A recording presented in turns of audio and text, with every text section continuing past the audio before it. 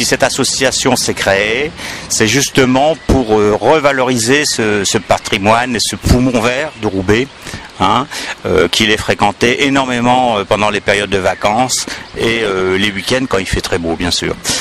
Le but de cette association, c'est la faune et la flore.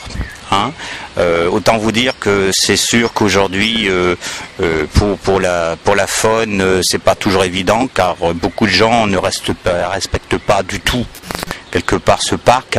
Il suffit de voir plein de gens encore derrière, là, une personne qui s'alcoolise, entre autres.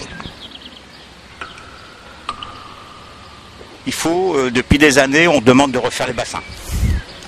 Il faut faire les bassins parce que ils ont fait leur temps.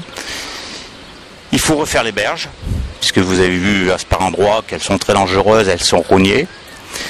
Il faut refaire toutes les allées. Donc ça, plus ça, si vous voulez, quelque part, il faudrait bientôt refaire la structure du parc. Sauf évidemment le côté, disons, arbres et agricoles, mais sinon il faut tout refaire. Ce poumon vert est dans un tel point qu'aujourd'hui une simple commune telle que Roubaix ne peut plus se permettre de remettre en état. Car on en est malheureusement chaque minute qui passe à des dizaines d'euros, et je crois que même les dernières expertises, on doit tourner dans les 12 millions d'euros.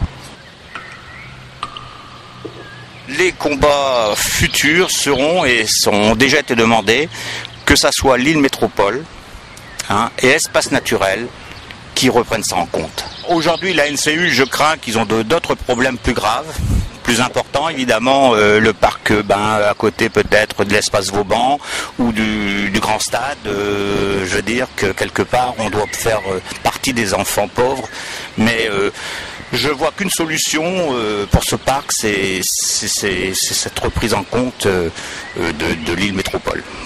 Et alors là, c'est une démarche qui doit être faite évidemment par la ville de Roubaix, puisque l'espace du parc appartient et est sur la commune de Roubaix.